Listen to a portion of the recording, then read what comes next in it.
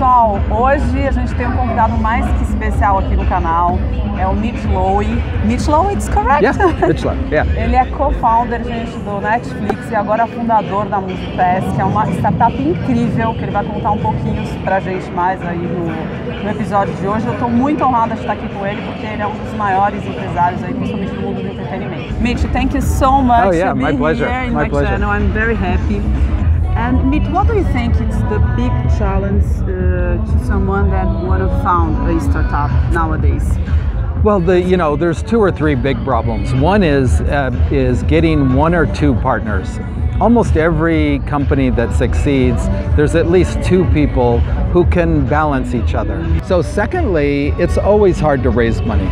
You know, raising money, and even though there's a lot of money, the kind of threshold to prove to the investors that they should invest in you is harder and harder. Yes, I agree with you. So you might have a great idea. There's millions of great ideas, yes, but there's not millions of people who can persevere through the hard part of yes, not giving up and being able to convince people to invest in you. And to finish our interview, because I know that you have like less time, what is the question that no one ever asked you in an interview, and would you like to have an answer? What is something that you never told in an interview, or you think that is something important to share? Can be. Well, no one ever, I always hear. Sorry. It's quite all right. Is that the last question?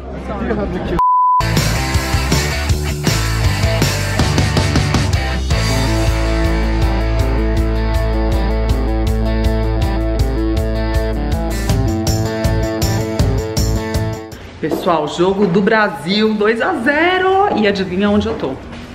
Consegui marcar a segunda entrevista com o Mitch Lowe, cofundador da Netflix. Tô aqui no hotel dele, vou gravar com ele uma entrevista muito maior do que eu tinha gravado há 2 dias atrás no evento da Oracle. Tô muito feliz porque, gente, a Netflix é simplesmente a maior empresa de mídia do mundo. Então, assim, a gente tá, mitando no canal, literalmente, né? E hoje a gente vai saber tudo sobre a indústria do entretenimento, a história de vida do Mitch, como ele faz para empreender, o que ele fica de olho. Vou perguntar tudo para ele e trazer no canal mais uma entrevista histórica. Fica de olho, porque hoje vai ser dia de aprender muito, gente. Mais uma entrevista histórica aqui, exclusiva só no canal Patricia Meirelles. Vambora! Let's go!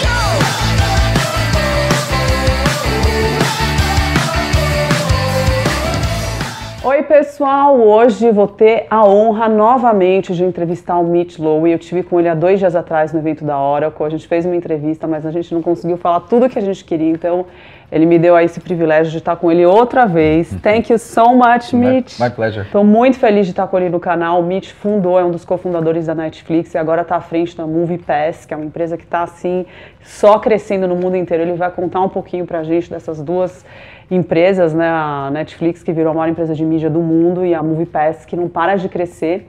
Então, estou muito feliz. A gente vai aprender muito na entrevista de hoje. Mitch, thank you so much, my pleasure, to make the second interview with me in my channel. I'm very happy. Thank you. And I think you are one of the biggest examples that we have in the world, about someone that found something, they have idea and go and make something happen in Netflix and now in MoviePass. And I want that you tell me a little bit more about Netflix, because you told in the Oracle event that you told it's an idea for your family, and everybody told you that it's not, it's a stupid idea. Yeah. Well, when in this particular case, for us, it was, we hated late fees. Everybody hated going to video stores and stressing about having to return the movie. And then for myself, I loved very small, obscure movies. I loved documentaries. And when you'd go to a video store, they had a small selection. So we really were just trying to do something like centralize an inventory so you could carry everything and then mail it to people's homes. But the problem was no one was looking for that solution. There was a very small group, me and a few other people. Most people loved going to video stores and, picking movies off the shelf, and and talking to the clerks, about the movies. So it wasn't. So people thought it was a stupid idea because it was nothing. It wasn't like people were saying, isn't there a better way to do this? Okay. And often, I mean, who was asking for Facebook? No one was asking for Facebook, but it's what the kind of the byproduct of those companies result in that actually people do want. They just don't know how. And what do you think is the point that you made in Netflix that make the biggest difference? Like what you saw that everybody don't? Well, I think it was, actually, I think it was more accidental than anything else. It's starting down, you start down a path, in many cases, actually I'd say 50% of the reason we started Netflix is we just wanted to start a company that would be fun to work at. Wow. And then things started happening. We were very lucky. We hit the right time, where people started, thinking about cocooning and spending more time on their own, in their home, watching television. Just a lot of things evolved over time, but I think the biggest innovation was subscription. Was this it was this idea that you don't have to think about each piece of entertainment you want to buy and decide, is it worth it? Is it not worth it? If you have as much as you want and you don't have to make an individual decision, you take the stress out of, what should be a fun thing to do. So I think it was early on it was the subscription idea, and which moved all the inventory to people's homes instead of being in our warehouse. In the movies by mail days when we shipped DVDs to your home. Yes, this is a wonderful idea. And what do you think, Mitch, nowadays in the entertainment market, what do you think it's like we can wait to see or people want and we don't have yet? Well, the industry is going through a huge transformation, driven by consumers changing. People have shorter and shorter attention spans. We can't focus for 2 hours on a movie. And if you watch people when they watch on their iPad or their iPhone a film, even at home on their television, they will watch for 10 minutes and then get up and make a phone call. Yes. Or they'll watch for 5 minutes and then look at their email. Or they'll flip to a YouTube clip and then go back to the TV series. We're all so distracted that we can't focus for very much time. At the same time, we really want to fall in love with characters in the films or in the TV series. So we want to see characters get very well developed. So what that means is we want to consume entertainment in small chunks, but a lot of it sequentially. So you can see a long story, from the beginning to the end, but maybe it's 20 hours or 30 hours, but consume in 10 and 15-minute pieces. So the entertainment industry is trying to figure out, how do we do that? YouTube clips do it, but they don't develop a long story, at least mostly. Yes. So Hollywood and the entertainment folks in every part of the world are trying to figure out how you create a long story, but in 5 and 10-minute and pieces. Have something market in nowadays that make this? Yeah, well, there's some very innovative young people who are doing, because equipment is so easy now. You don't need huge cameras and huge budgets. Yes, you just need a good story, yes. which is the hardest. Yes, the hardest to bud. So there's some, at universities, at film schools, there's people starting to do this, and as they become more famous and might maybe make their own TV series, when they have the time, they start to experiment and do these shorter form content. And tell me about MoviePass, because I think it's so amazing idea, and it's like you told me about the price, and I say, oh my God, it's cheaper than you go, you know, it's just once a month. And tell me about this. Well, the hypothesis is that there are millions and millions of people all over the world who are not going to the cinema anymore because they have Netflix subscription and they have Hulu and all these other subscriptions, and it's hard to get out of the house, and it's risky. You know, maybe the movie's not good, and you went all the way to the movie theater and now the movie isn't good. It's the same problem that we had before Netflix, is that you stress over making a decision on whether the movie is worth it. And going to the movies is not inexpensive. It's cheap. It's not cheap. Yes. You spend a lot of money. You have to get in. You have to take an Uber or a Lyft there. So the hypothesis is, if we take away that risk, it's really, you can think of it as bad movie insurance. So MoviePass makes it so you can go to a movie, and if you don't like it, you walk out, and you can tell all your friends how bad it is, and go to another movie, and have no extra cost. Yes, this is perfect. So what it does is it gets you realizing just how much fun it is to go with your friends to see a movie. Even if it's a bad movie, you can talk about how bad it is. And it's just it's kind of a social experience. But it is only one part of what has to change at the cinema. There's two other things that need to change. One is that the content, as I was saying before, it can't just be 2-hour movies. Why can't you watch Game of Thrones all day long at a movie theater? Why can't you watch Stranger Things every Thursday at a movie theater? So the theaters have to start playing television content on the big screen and creating an event, where people can come and watch it together. Maybe they watch 4 hours or 3 hours.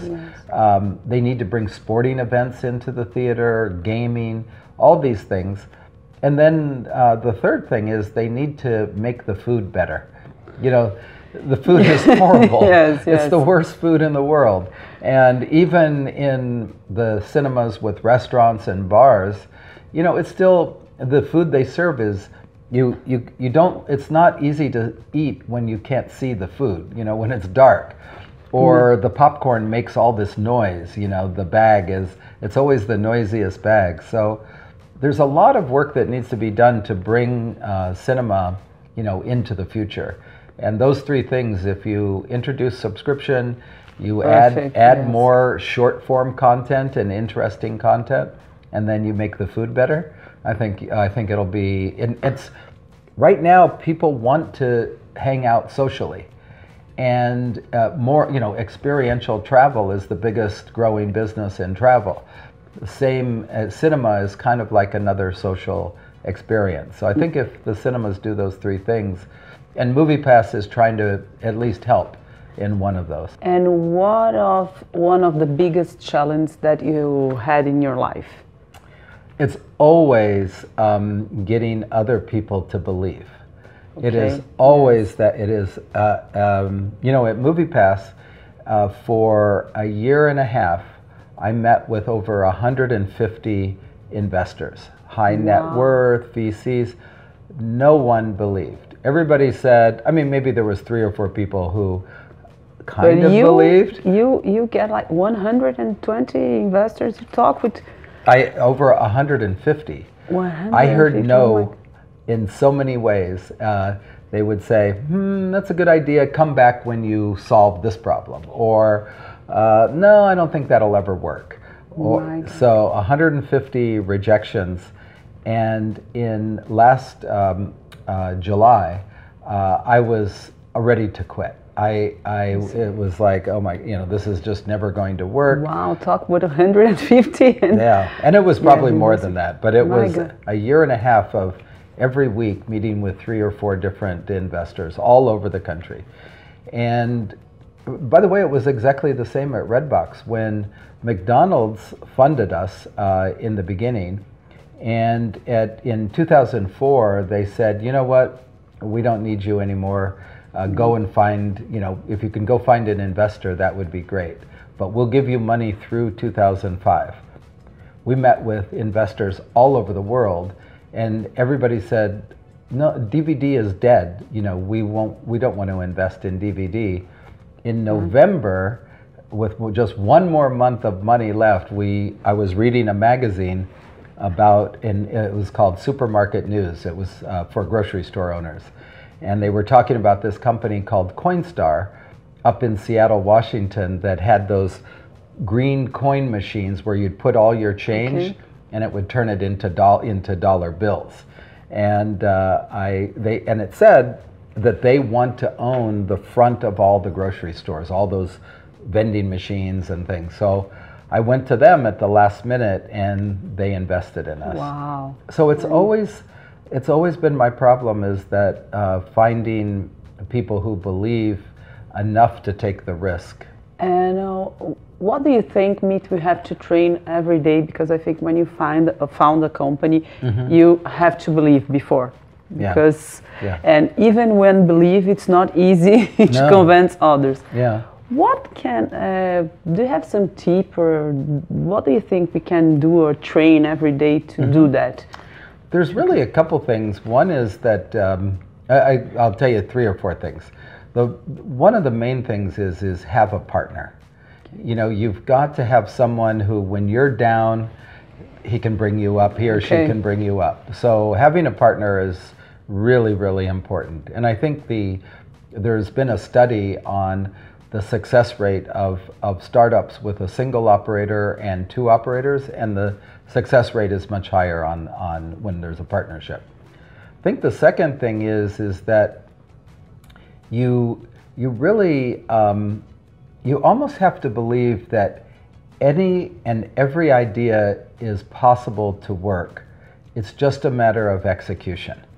Yes. And it really is true. There is no bad idea. There is only bad execution. And bad execution usually is you lose momentum. If you can keep momentum going, so momentum meaning if you're selling things, you're selling a little bit more each month. If you need to reduce cost, if you're losing money, every month you're reducing your cost just a little bit.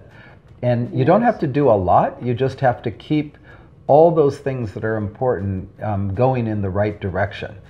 If you do that, you will keep everybody as a believer, because you need believers. You need people to support you. And do you think we can create the life that you want to have? Do you think it's possible? The difference between happiness and sadness is the expectations you set in your own head. I agree, 100%. Yeah, I lived in Monte Carlo, and everybody was a multimillionaire, and they were some of the most unhappy people I had ever met, because they wanted more and more and more. Nothing was enough. I worked in the slum. That's why I made the grateful exercise, Mitch, to see all wonderful things we have. And this is so important. You have to appreciate, you have to want more, but you can't be sad or frustrated if you don't get it. Yes. And when I was living in Monte Carlo, I was going back and forth to the Middle East, to Cairo and Damascus and Beirut. And my friends in Cairo, who lived in the worst slum of Cairo, which is almost as bad as India at the time, were the happiest people in the world, because they had friends and family, and they were hungry. Yes, they would have loved to have nicer things, but that was less important to them. And so to me, it's like you really just, if anybody, you can do and feel anything you want, but you actually have to know how to do it, and you can't crave things that you may never get, or be jealous of other people who have those things. Or put our happiness, you know, in just the material things. I think nowadays a lot of people put the happiness, they think, when I will get a lot of money, I will be happy, and it's not like that, because we see a lot of people, they have a lot of money and they are unhappy. I'm very happy. Thank you so much for your interview, Mitch. My pleasure. And see you the next time in Brazil. Maybe can do another interview. Thank you so much. Thank you. Pessoal, foi mais que uma aula aqui na entrevista de hoje. Uma honra ouvir toda a história do Mitch, como ele construiu, como ele pensa, como é o jeito dele de liderar. No final das contas, é o que eu sempre falo aqui no canal, né? Por trás de um líder de muito sucesso tem sempre um grande ser humano, uma pessoa que pensa diferente, que tem resiliência. Então, curte esse vídeo, marca todos os teus amigos, todos, porque não vai ter um que não vai querer ver essa entrevista. Já comenta aqui, porque hoje foi realmente mais uma entrevista histórica no canal. Um beijo, a gente se vê no próximo vídeo.